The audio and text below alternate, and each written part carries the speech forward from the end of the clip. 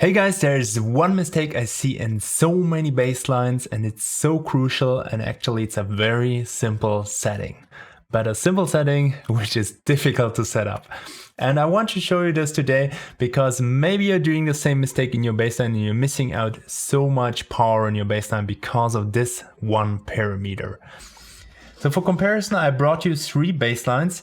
They all have the same parameters. I just did a change in this one parameter and they all totally sound different, and they all have a different kind of like energy and timbre and everything just because of this one little simple parameter. So let's compare them quickly. So this is the good one.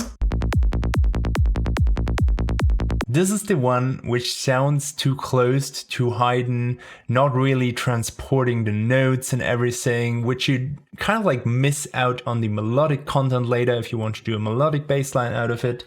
It sounds like this. And this one is too open. It has too much of that saw character in it, which makes it not sounding strong and kind of like also screws up the low, mid and mid area in that bass. Although this one is better than this one, I see the best one is still this one. And of course, there's a little bit of taste and styles and everything in that. But let's have a deeper look what actually happened in here. By the way, I processed the bass, and if you want to learn how to create this bass and process this bass, I have a course in which you will learn how to get release ready. If you are interested in that, if you want to make your music better and release ready, then you can click the link above here or in the description, and then you can enter your email address and you get more information about this course. Just to prove my point that even without the processing, it kind of also has the same effect. So check this out. Now without processing,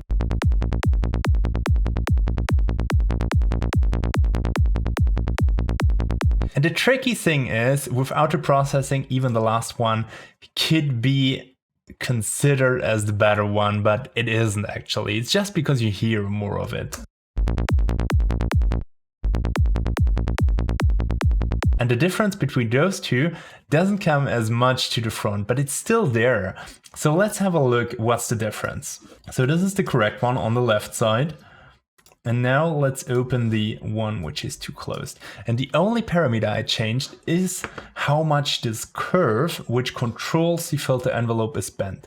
And yeah, of course, there are many parameters and you can screw up many parameters, but I see this is the most often one, and people kind of like complexify things. So instead of kind of having all these basic settings here perfect, they add like tons of effects and processing and everything. But if you don't have this right, as you can see once we turn the processing on, actually that the problems become more and not less. So it's really crucial that you nail this right from the beginning. So check this out. This is the curve, how I think it's in a very good position here to control the filter. I also have like a second one which controls the filter, but we won't talk much about that now. And the only difference is this curve, for example, has 84% here, and this one 91. So it's too open, and it will depend on how you set the other parameters, for example, the decay, because of course, if you make this double as long, then it takes more time to travel down this curve. But the thing is, and what I really want to emphasize in this video is, once you have found your settings, let's say it doesn't really matter. I could set this maybe to 240 or to 265 and I can still find a curve which sounds good. And that's actually the nice thing, that we don't only create one bass, so everybody can create his own bass basically with having different parameters. But that's just kind of like the most common and major mistake everybody does. By just having the slight difference, and you cannot actually really see it much in the screen here, and the same goes for the one which is too open. So this one might be slightly better spotted than this one, the difference from this one to this one, but it's a very minimalistic thing you need to do.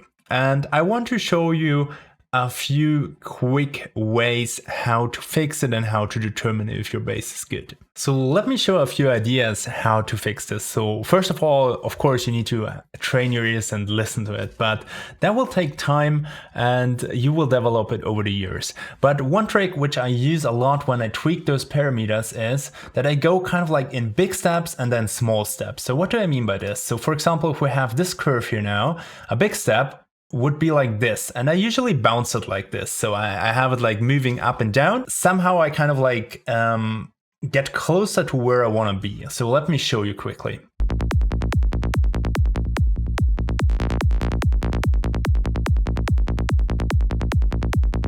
And once we're there, then we can go more granular. By holding Shift in Ableton, you can make smaller moves.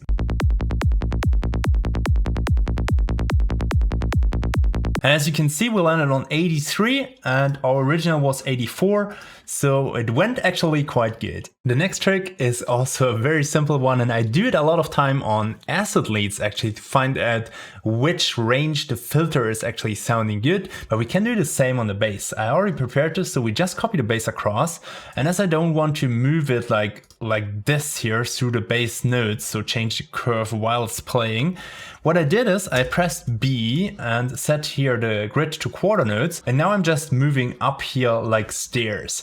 And the easy idea behind this is we just take a listen and listen what kind of like sounds the best. So we don't even need to like real-time tweak it. We just activated this one. I activated now the one which is too open. We want to fix it. So let's listen to this.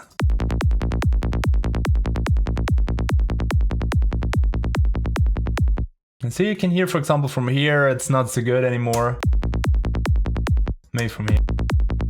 So we'll just delete those ones. And now we are left with those, and we can repeat the whole game. So now we can listen again through the whole range, or we could basically copy this over and make like a new range from here to here. So we could also basically say this is like the maximum, and then we want to spread it out again. But I want to just like listen to this now.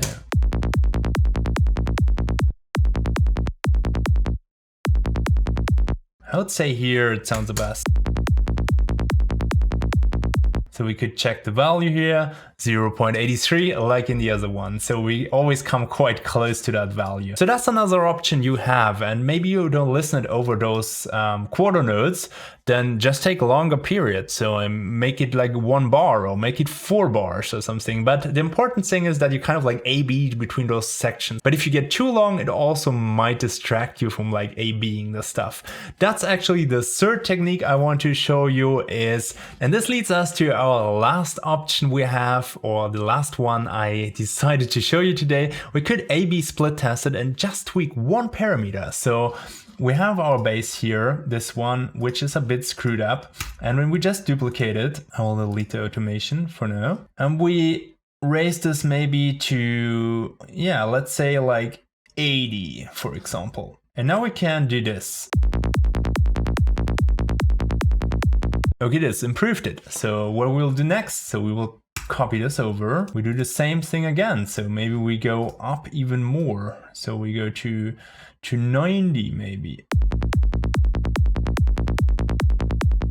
Did it improve? We don't know really. I mean, I think it's not better. It got like worse in a different way. So what can we do actually here? We can go maybe less up. So for example, instead of like 80, we just go like 82.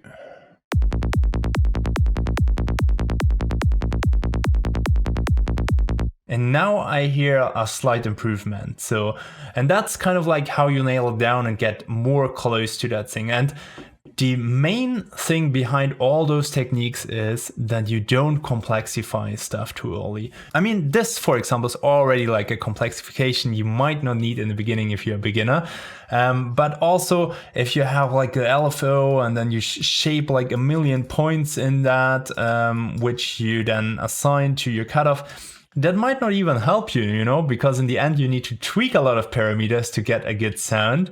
And that's also something I show in my course on an example of a kick drum, how you can simplify things. And I think this will lead you a lot of times to better outcomes than if you have something really complex. And if you're interested in how to produce this bass line and even more how to process this later and how to build up a whole track which is release ready quality, then you can sign up for my course. You find all the information when you follow the link in the description box below or in the end of the video.